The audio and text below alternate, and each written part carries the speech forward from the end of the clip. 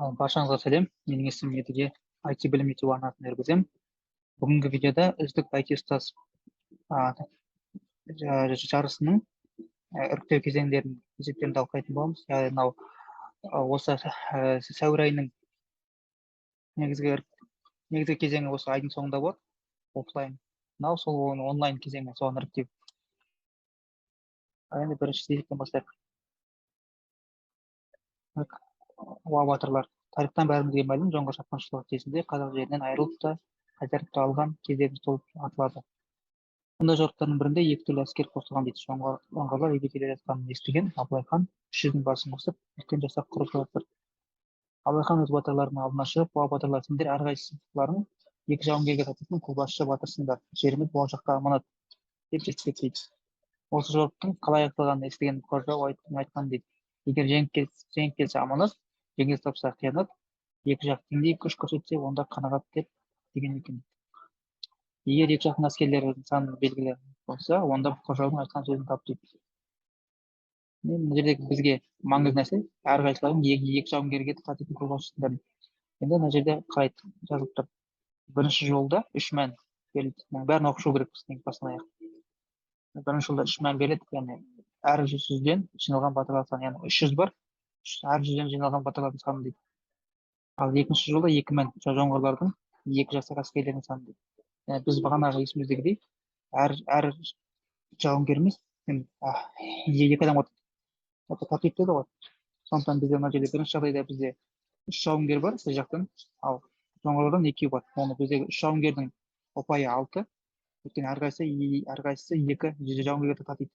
Ал олары 2, яғни 6, 2-ден көп аманат. Яғни біз жеңдік деген сөз.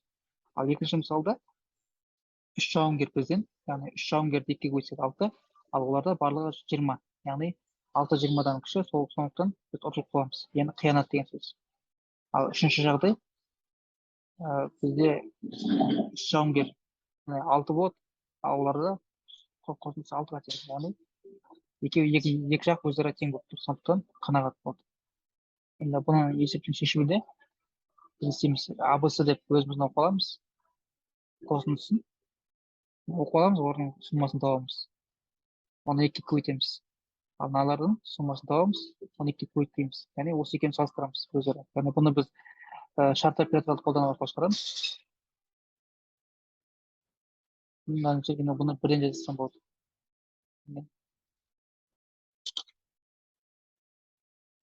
Тек үшеу ғана беріледі. Былай жазсақ болады. Ал екінші мәтін D дей салайын.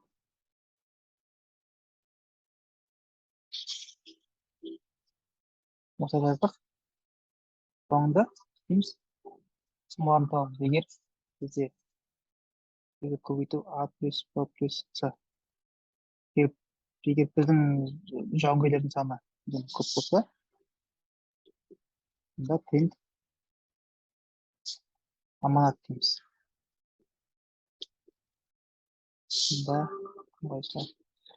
Ал егер ондай болмай шықса,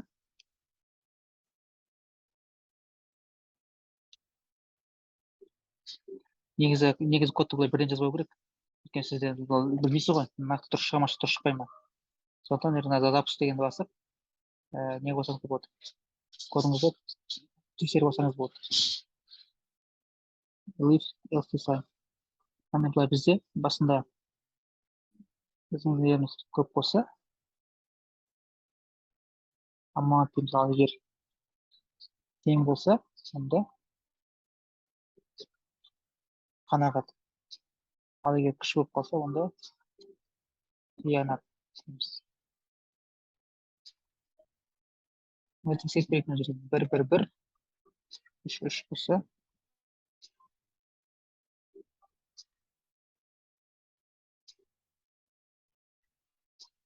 қанағат дейді. Осы кодты сөйтіп көрейік бірінші.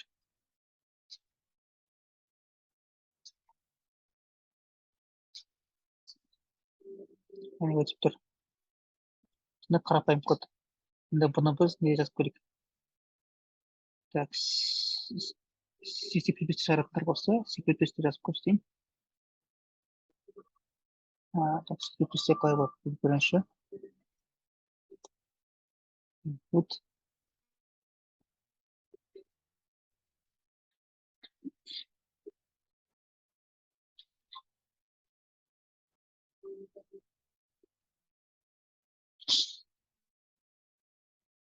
h дейміз да stdc мысалы жақсы ары қарай namespace std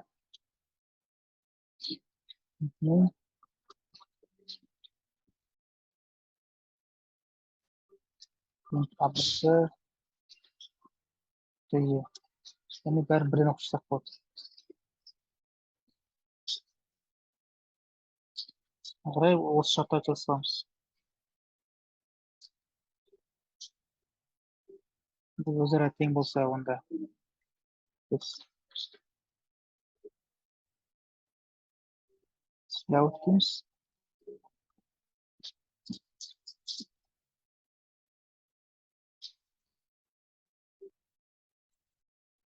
If былай болса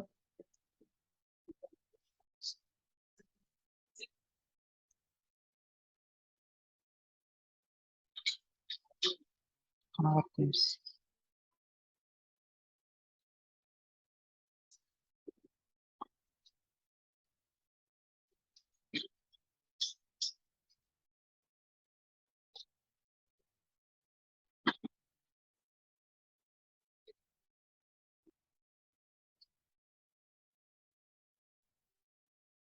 Қанағат шығып тұр. Мынадан шығып тұр.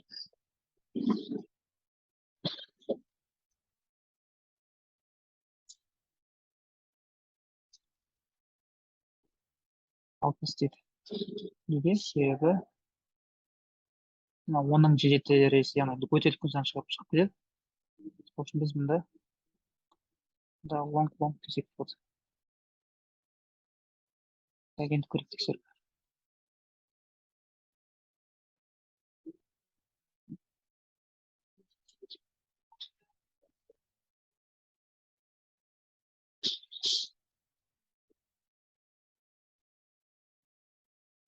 Жүз барлық өсіп тұр. Және барлық шығып тұр. Яғни long қолданамыз. Жақсы, енді есіп өшек.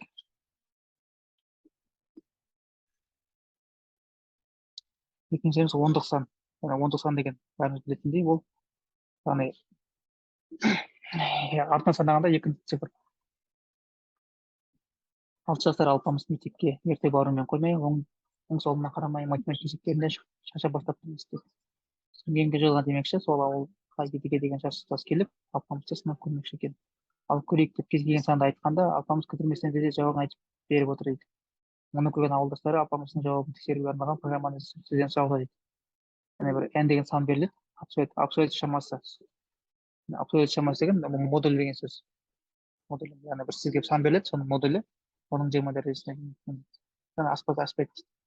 Алмастың жауабы 1 натурал сан. Қарасаңыздар, мысалы, мына жерде 123-тің ондық саны ол 2-ге тең.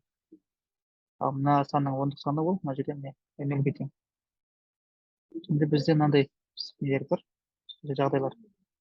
Қайсысына қанша балл берілетіні жайлы. Енді мына жерде абсолюттік шама дегенге мән бермесек, біз онда минус сан барын білмеуіміз мүмкін да. Минус сан барын білсек те, біз негізі былай жасасақ болады. Мысалы, 120 біз стартар ретінде қоямыз. Шарасасақ болады. Ал мен былай оқимын. Және одан принтіп, артынан санағанда соңғы екінші санын шығарамын. Мына жерде мысалы екінші шығарамын. Артынан санағанда шығып тұр. Осыны жүріп көрейін, бірақ бізде мына жерде қандай жағдайлар өте, бірақ негізі барлық жағдайды қамтымайды бұл. Себебі менде мысалы -1 деген сан келсе, -1, онда менде жауап -1 болады ғой.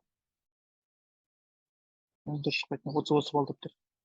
Мысалы менде 5 дейтін болсам, менде қандай болады? Менде қате шығарады. Өйткені ұзындығы сәйкес келмейді деп тұр. Сондықтан менде ұзындығы хотя бы 2 болу керек, мына қате болмас үшін. Сондықтан менде разделение. Егер мысалы менде 1-ден үлкен болса, ұзындығы онда сол шығарайын. Бірден үлкен болмаса, онда бірден нөлде сайын жасаймыз. Мысалы, так, солай болса, бір емес былай емес, мен бірден екі деп жазайыншы, себебі мынандай жағдай болуы мүмкін ғой. Мысалы, минус бес дейтін болсақ, минус екі. Мынаны бір деп тұрып, минус екі десем, ол менде жауабыма тек мына минус шығарады. Өйткені минус емес, маған нені шығару керек, нөл шығару керек бұндай жағдайда. Сол үшін мен мында ұзындығы екі деймін да, мына жерге уже жазамын. Егер ана минус екі десі бар ғой, мынау менде минус санға тең болса, онда нөл шығарамын. Бірақ менде екі емес бір болмайды ма жағдай?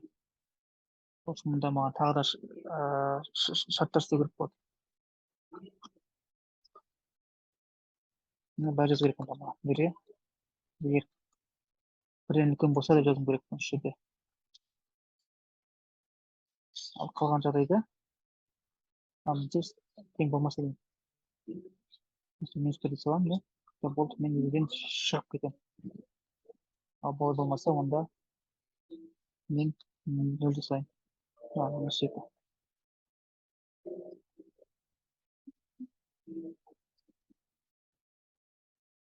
Мына жерден нөл шығарады.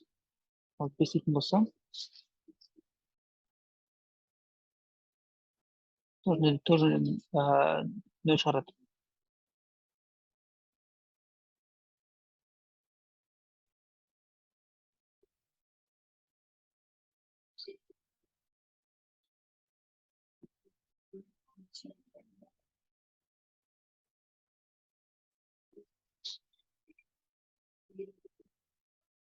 Біздерден жауап шықты, бірақ біз өзіміз қиын жолды таңдадық та.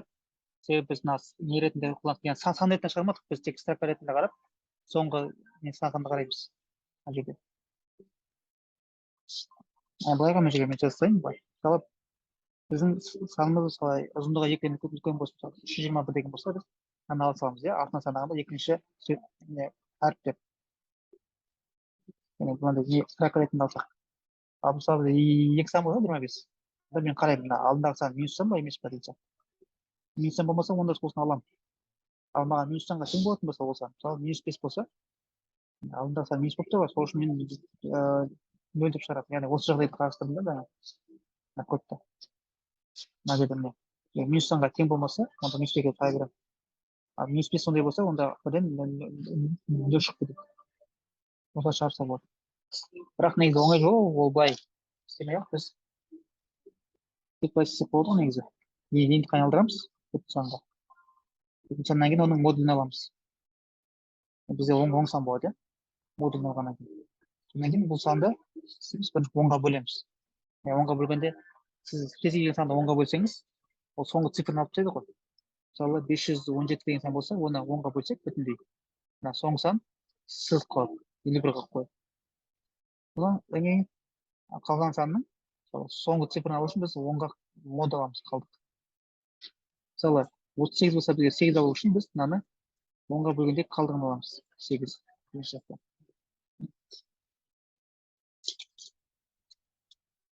Ағырай былай жасасам жазамыз.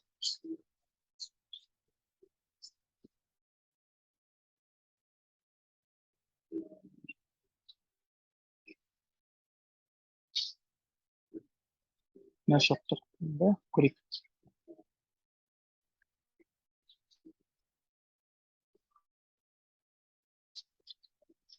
Оңай шығып кетті. Енді осыны C++ жазып көрейік. Бізге үлкен сан беріледі тұр, иә, өте үлкен сан. Сондықтан біз оны строка ретінде алған дұрыс болады. Ал сан ретінде көре салып, аны оқып алдық. Long ретінде оқып алдық. Біз оны негізі істейміз. Абсолют поясны аламыз. Яғни модулін аламыз. Қарай оны онға бөлейік.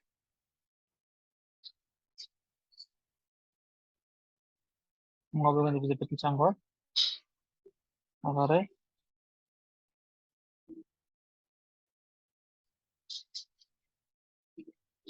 онға бөлгенде қалдығын шығарамын.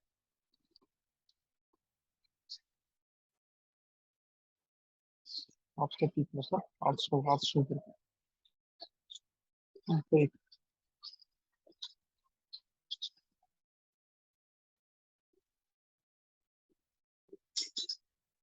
Отыз төрт, яғни қиын есеп емес екен. Иә, осылай. Лонг болып қаламыз, модуль қаламыз. Онға бөліп соңғы цифр алып тастаймыз. Одан кейін онға бөлгенде қалдығын шығарамыз. Сонда келесі циклге көшейік. Сұрақтар болса, видеоның астына комментарийға жазып отырыңыздар. Мен сұрағаннан жауап беріп отырмын. Тізілген кесте.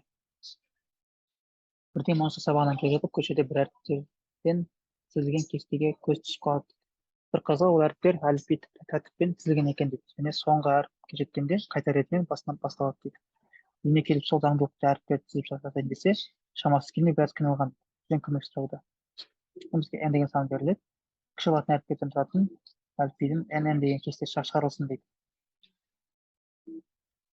Мысалы, бір болса, онда кесте дегені ол бізде n. Ұзындығы мен ені n-ға тең дейді. Мысалы, бір болса, онда тек бізде бірге бір және болады, бір элемент керек. Ал үш болса, онда абс, бсд, сде дейді. Және мына жерде n-ді қарасаң, n бізде үлкен сан, мыңға дейінгі. Ондай ол былай болып тұр. Мысалы, n 5-ке тең болса, былай болады. А, Б, С, Д, Е болады. Екіншісі уже Б, С, Д, Е, F болады. Үшіншісі С, Д, Е, F, G. С, Д, Е, F, G, H, мүмкін Е, F, G, H, I болады. Яғни мына жерде қарасаңыз бізде алфавит бар. Алфавитті былай оңға бір-бірден жосылып отырамыз, астына түскен сайын. Ал егерден мысалы бізде 500 болатын болса, онда абсд Е деп қайталанып кете береді. Мына жерде осы кесіліп қалады да, былай. Мысалы, былай кесіп, ойлаңыз, былай кесіп қалды ойлайық. Абсд деп былай келеді. Келесі тағы бүйтіп сәл ұзын созылады. Яғни мына жерде бір әріп болды, мында екі әріп кесіліп қалды, келесінде бұл үш әріп кесіліп қалады. Яғни мына жерде А болса, мында Б, мында С, мында Д деген сияқты. Кете береді, мағынасы осындай. Дұрыстап жазу керекпіз. Енді бұны қайтып жазамыз. Бұны жазу үшін біз алфавиттерді білу керекпіз, немесе ASCII код бар. ASCII кодпен жазып болады. Егер ASCII кодты білмесеңіз, онда бірден мынаны алфавит жазып шығасыз. Қалай екен? Мысалы бізде ABCD деген не бар ғой? X, Y, Z. 26 әріп бар. Ал бұнда 26 әріптерді былай жаза береміз кезек-кезек. Мысалы бізде сан 10-ға жетіп қалған кезде қайтадан басынан бастаймыз. Бірақ қалай басынан бастаймыз? Ол жерде мынандай сұрақ бар. Мысалы, 0-ден бастап 26-ға дейін жаздық. Енді бірден бастап жаздық 26-ға дейін. Енді 27-ге келген кезде 27-ні қайтып жазамыз. Соны 27-ні 26-ға бөлген кезде қалдығын аламыз. Қалдығы 1 ғой. Бірден бастаймыз. Мысалы, сізде қайталанып кете береді ғой. Мен бұны кодтан былай көрсетейін. Мысалы, бізде алфавит бар.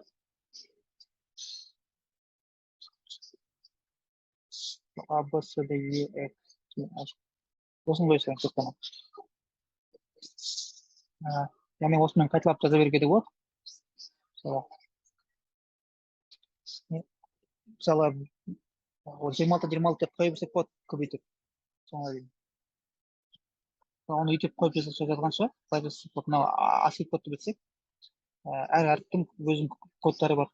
Мысалы, А-ның коды бізде 97 қойдың қателеспесем. Кішкентай А-ның коды. Оны білгенін көрсек, принт типті. Word емес, char, мысалы, 97 дейсің. Мысалы, да жазсақ, мынау бізде міне А әріпі. 98 десем, ол менде бұл әріп болады. Енді мен бірінші қарапайым цикл көрейін, жазып. Мысалы, бізде n 5-ке тең болсын. N-ді қоғам басында. Мен маған 5-ке дейінгі әріптер жазып шығуым керек. Оны қай жазамын? бүйтіп қоямын. Енді алфавит мысалы басында не болсын? 97, иә? Мысалы А әрпімен де бірінші әріп. Деген позиция. Мысалы А мен нөлге тең болсын. Ал мынау бірден нөлден неге тең болсын. Мысалы позиция. Аға айды қосам.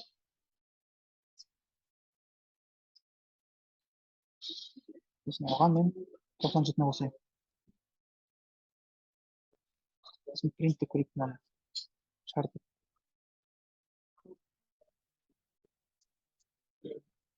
А, Б, С, Д, Е шығарды. Бірақ мен олардың бәрін бір қатарда шығарғым келеді. Яғни N деймін да.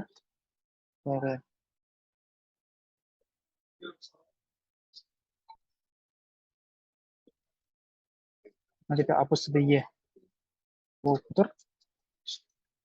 Енді бұл дұрыс, бірақ мына жерде менде мынандай сұрақ бар. Егер мен ана емес 30 дейтін болсам, қалай шығып кетеді менде?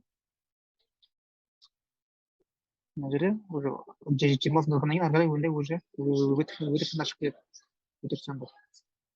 Демек өте сандар шыққанда екі мынау менде уже нені асып кетті ғой. 26-тан. Сол үшін мен мына жерге былай қою керекпін.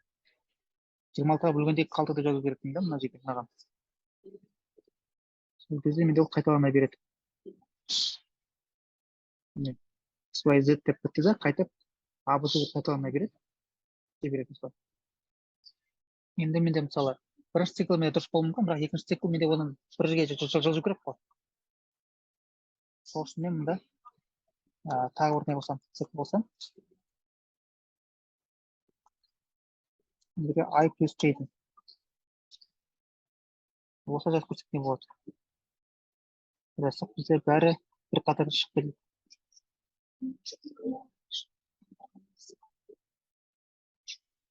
Оянып кетті.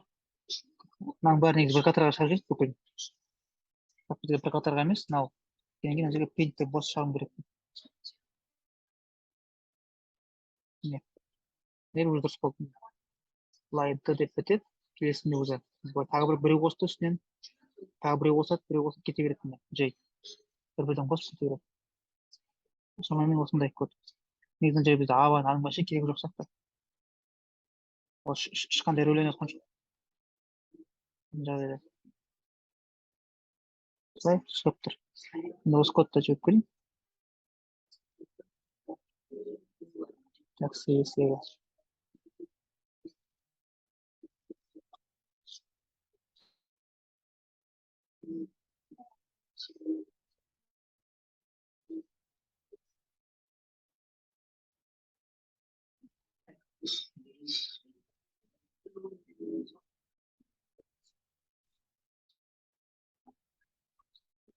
Так, өтті. Шамамен осындай болады коды. Енді бұны қазір не жазып көрейік? C++-та біз N бізде 1000-ға дейін болып тұр. Яғни оны int деп алсақ болады. Int деп алдық. Ары қарай мен цикл құрамын.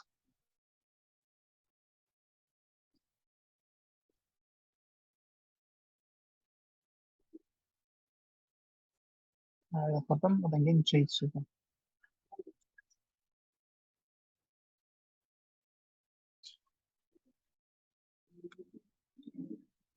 Мынаған да керек болады.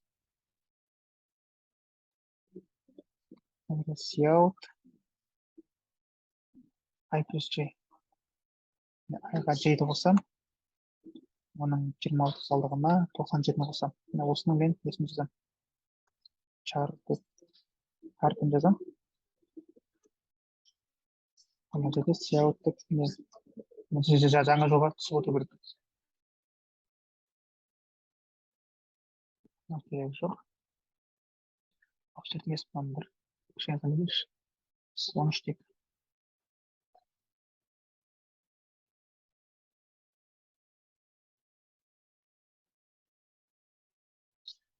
Мен де А деп қойдым.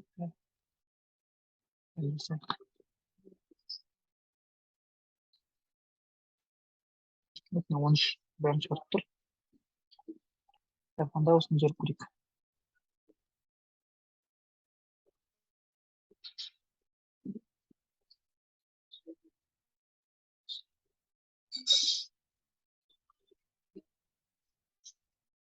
өтіп тұрып кода осындай екен. Бұдан басқа да жолдар бар, бірақ ең тиімді оңай жол осы сияқты. Жақсы, онда келісімге көшейік. Сұрақ болса астына жазсаңыздар болады комментарийға, жауап береміз. Шие гүлдесі.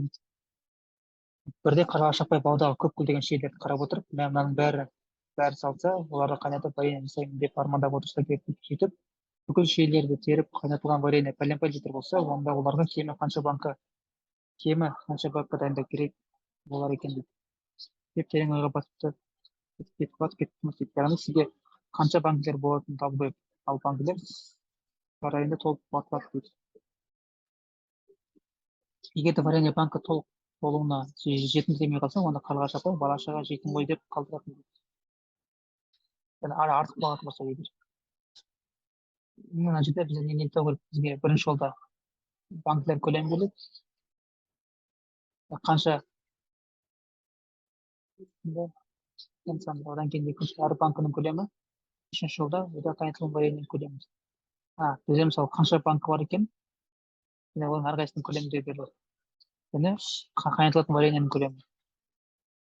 Бір жолда кемі қанша банк саны мен бала-шаға қалатын вареньенің көлемін табу керек. Бірінші мысалда бізде астына түсіндіріп жазып қойған.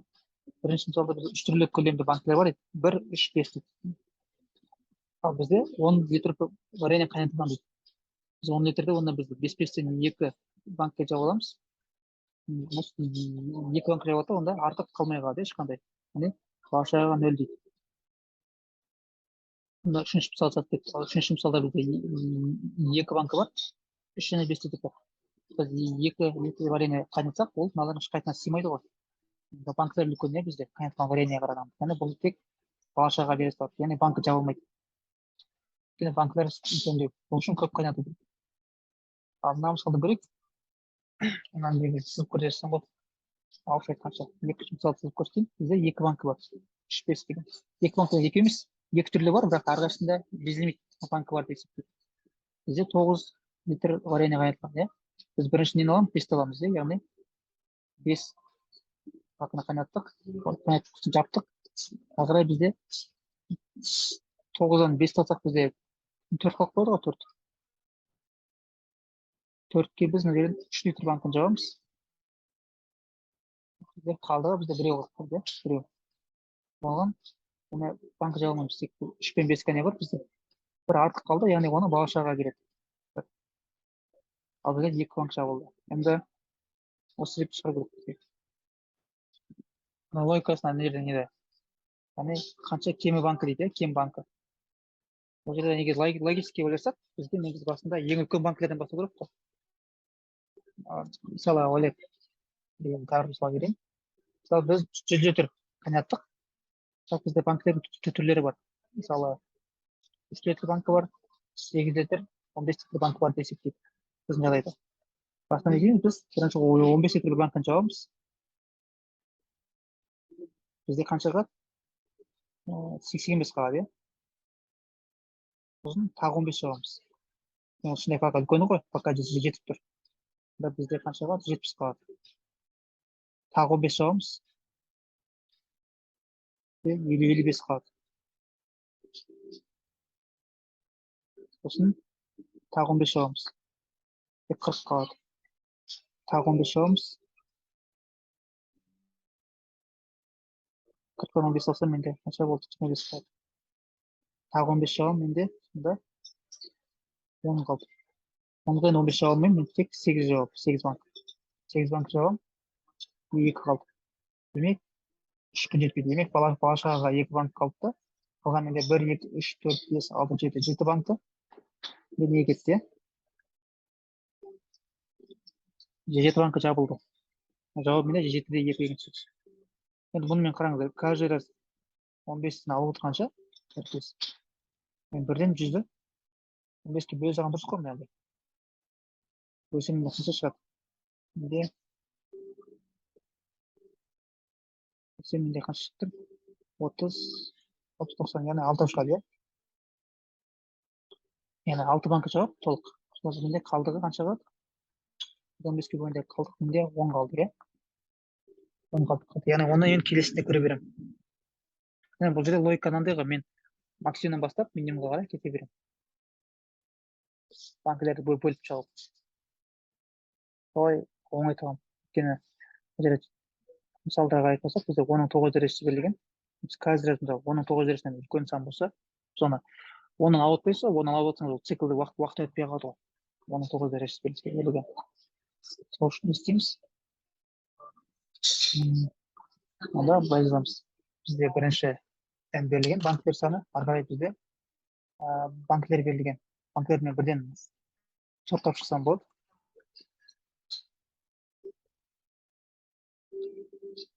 Split. Мына жерде мен reverse to жасаймын, яғни максимумнан бастаймын бірінші. Рамиле К деп, бізде қанша варенье қайнатылды, соны жазамын. Ары қарай мен результат нөлге тең болсын. Мен кетемін бірінші for I in A деп. Яғни бірінші мен ең максимумды аламын циклдің ішіндегі. Результатқа соның несін қосамын. Яғни к-ні соған бөлем. Яғни менде осындай I деген көлемде қанша банкі жабылады, соны біліп аламын. Ары қарай мен к-ға тек қалдығын қалдырамын. Ол соңында бәрі біткен кезде мен результатпен банкілердің санымен қанша қалдық қалып бала шағаны соны шығарсам. Көшіріп қойып.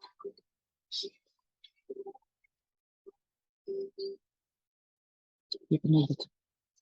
Жеп берейік.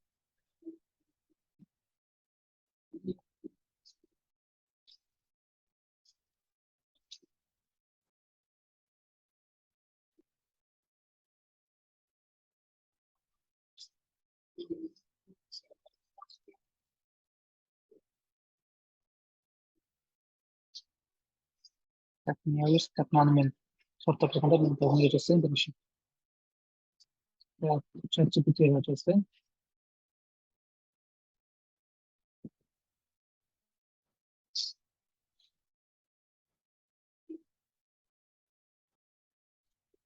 Convert Python code to бас. Қарап отырсаңыздар, мен бір нәрсе сұрап тастағанмын. ChatGPT-дан.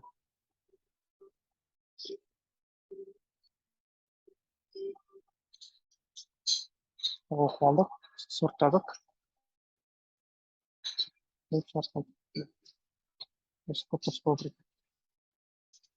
Так, мына кодымыз өтті.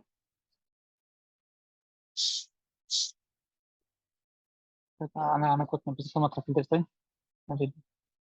Артығын алып тастап. Мыналар артық.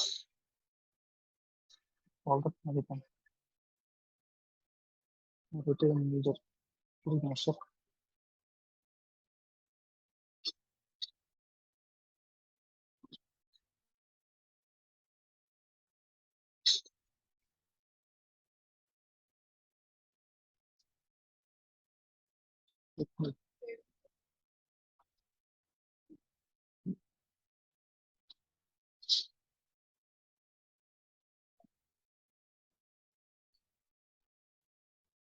Тоқсан балл дейік. Өйткені бізде анау long емес, int деп қабылдады, сол үшін.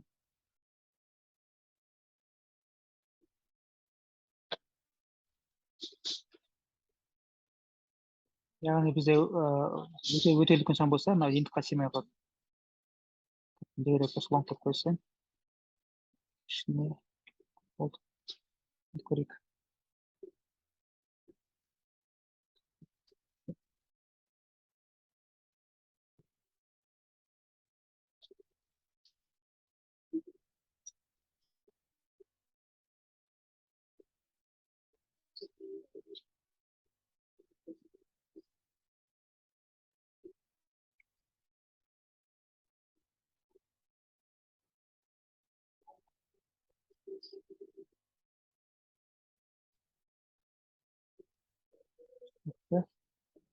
Осындай. Тура жаңағы қойып, енді оқимыз, одан кейін массивті оқимыз. Одан кейін керісінше сұрыптаймыз. Райканы оқып, мотоцикл тосып жүрміз. Яғни әркез бөлеміз де, одан кейін қалдығын қалдырып отырамыз. Сонда результат пенканы шығарамыз. Арасын ашып. Так, жақсы, онда келесі көшейік. Сұрақ болса, астына жазыңыздар комментарийға. Санамақ. Бірде Ерғали ағай терезеге қарап отырып, жас балалардың жасырынбақ ойнағалы жатқанын көреді дейді. Жасырынбақ ойында кім жасырынғанын ойыншыларды табатын білу үшін алдымен барлығы айнала тұрып санамақ жасап жатыр екен дейді. Яғни бір-бірін санайды ғой. Олар санамақтың екі түрін қолданып жатыр екен. Апам шелпектерді санап көрсем 12 деп бірден 12-ден санайды. Ал екіншісі алма кетті домалап, көше бойын аралап, маман туып, ойынан шықпады. Яғни бұл жерде мынандай ғой, егер бұны бұл ойынды білген кісі деген шашар алсақ та, яғни мысалы оқушылар балалар бір ортаға тұрса, айналып, былай қалай кезіп-кезеп бір-бірін. Бұл жерде мынандай ғой, бізде қанша адам тұрған керекпіз. Арай оқшайын, Ерғалиға қызық болып, келесі қай нөмірде тұрған ойыншы шығатынын білу үшін сіздерден көмек сұрап едім. Енді санамақ сөздер буынмен саналатын жайттар бар. Мысалы, пісірді дегенді екі рет саналады деген сөз. Ортасын бөліп қойған арнайы сөз үшін. Апам шелпек дегендерді бір-бір айтады. Апам дейді, шелпек дейді, пісір деп жеке санайды. Мына жерде менде 4 не болып кетті. 4 сана болып кетті. Санап көрсем 12 дейді. Онда біз оларды санап шығу керекпіз. Арай оқшайын. КНМ бір жолда беріледі дейді. К деген санамақтың түрі, яғни қай түрін қолданады санамақтың, 1 ма 2 ма? Бірінші түр немесе екінші түр. Ал N деген ойнап жатқан ойыншылардың саны, М деген санамақ басталатын ойыншының нөмірі дейді. Яғни қай ойыншыдан бастап санайтын тұрады. Біріншіден санайық. Апам шелпек пісірді, санап көрсем 12, яғни мұнда 7 отыр. Апам шелпек пісірді, санап көрсем 12 дейді. Яғни 8 болып кетті. 1, 2, 3, 4, 5, 6, 7, 8. Ал мына жерде 1-ден 12-ден 12 сан бар. Барлығы бізде 20 сана болыпты біріншісінде. Ал екіншісінде алма кетті домалап, көше бойын 1, 2, 3, 4, 5, 6, 7, 8, 9, 10, 11, 12, 13, 14, 15, 16, 17. 17 екіншісінде. Біріншісінде 20, екіншісінде 17 болып тұр. Яғни 20 деген 20 санаған кезде қайтадан өзіне келеді. 21-ші ол қайтадан өзін санайды деген сөз ғой. Екіншісінде тура сондай 17. Онда мысалдар көрейік. Мысалы біріншісі 1, 10 дейді. Бірінші адамнан бастайды. Яғни былай болып бізде 1, 10 адам тұр қатарда. 3, 4, 5, 6, 7, 8, 9, 10 адам тұр. Және олар бірінші неден бастайды, яғни бірінші санамақты 20 ғой, екінші санамақта 17. Бірінші санамақты қолданады және бірінші адамнан бастайды. Сан етіп әрқайсысын сан етіп 1, 2, 3, 4, 5, 6, 7, 8, 9, 10. Енді санап шығамыз әрқайсысын.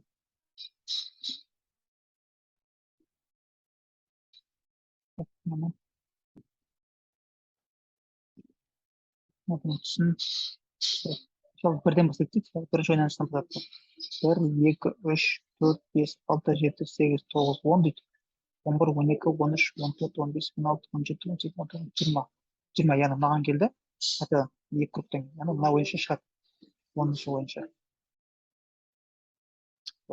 Ал екінші жағдайда біз екінші санамақ қолданып, тура осы 10-дан. Екінші санамақта бізде 17. Бірінші адамнан бастап санайды. Бұл жерде кім шығады? 17 болғанда онда 7 болады жауап. Себебі бірінші 10 круг өтеді. Бұл жерде екінші 10 кругта ол 7-ге келіп тоқтап қалады. Сол үшін 7 болып тұр. Ал мына жерде үшінші мысалды көрейік. Бізде 6 адам бар. 1, 2, 3, 4, 5, 6 адам. Бірінші санамақ, яғни 20. Үшінші адамнан бастап 1 десек, 2, 3, мына үшінші адамнан бастайды да санайды, санап шығады. не деген сөз, яғни үштің өзін санайды бірінші,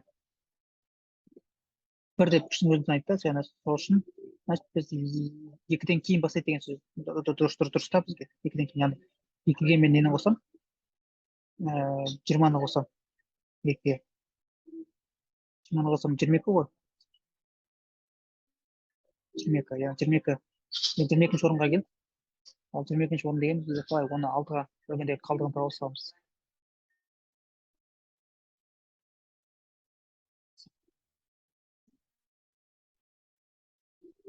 22-ні 6-ға бөлген қалдығы бізде 4-ке тең. Жауабын 4 деп жазсақ болады. Сол үшін бұл жерде тек формуламен шығаратын нәрсе. Сіз мына жерде 10-ның 7 дәрежесінде үлкен сандар бар. Сол үшін цикл мен бүйтіп байланып отыра алмайсыз, әрқайсысын санап. Енді бізде заңдылық бар ғой, өйткені бізде бір n не болса, круг болса, ол әрбір n-нан кейін қайтадан айланып келеді ғой өз-өзіне. Сол үшін оны біз қалдықпен бөліп арқылы оңай шығарамыз. Бұл жерде енді тек бір ғана логика мен математика керек негіз ретінде. Қандай шығарып көрейік болса, бізде n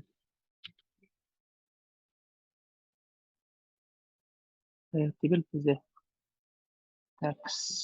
knm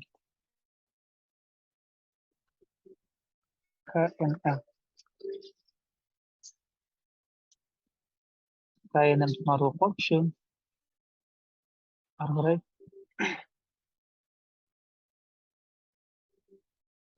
к-ны жазбайықшы. Егер к менде бірге тең болса, к-ны мен 20-дай қосып жіберемін бірден. Егер бір емес екіге тең болса, онда 17-дей салайын. Енді қанша круг айналады, соны сол к-ның үстіне қоя салайын. Ары қарай менде m деген адам бар, m-ға дейінгі адамды жазып отырайын, m-1 деп. m-ға дейінгі адамнан бастайды ғой, яғни m-нің өзіне 1 деп қосады. Ал бізде барлығы n адам бар. Значит, нетін бүйтемін. m-ға мына нені к-ны қосам, круг қанша санап, ары қарай осыны неге қалдығын қалып шығарсам.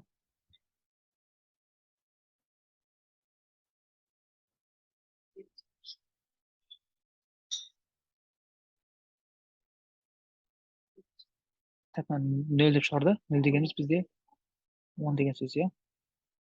Бұл жерде мен былай жасаймын. Бұға теңестірейін. Егер менде 0-ге тең болса, онда мен n-нің өзін шығарам, яғни соңғы элемент қой. Оған тең болмаса, онда оның өзін шығарып қалып. Екінші мысалды көрейік.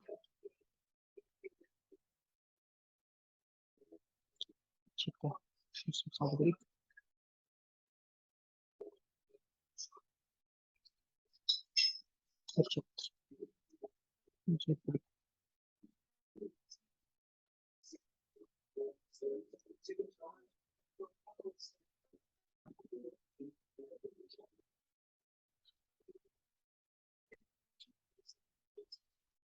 Ана мен неге жазбаймын десем.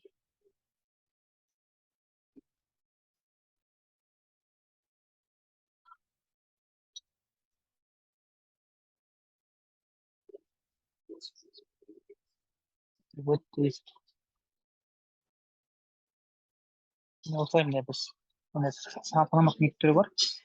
Мына осы адамнан бастап санаймыз. Міне қанша адамға келді? Егер циклға асып кетсе, мұны n-ға қалдыққа бөліп таба саламыз. Қолдан бір аударып қойды.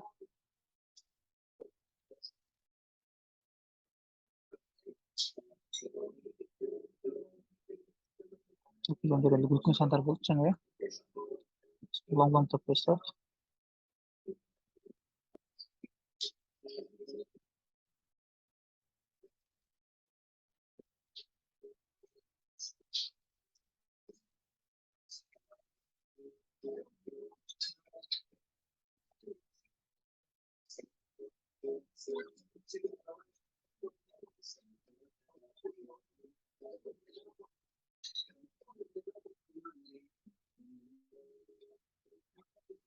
негізі бұл есептің басқа шешімдері бар.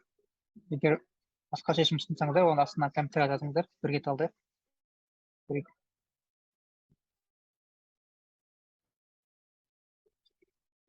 Есептеп тастап өтті.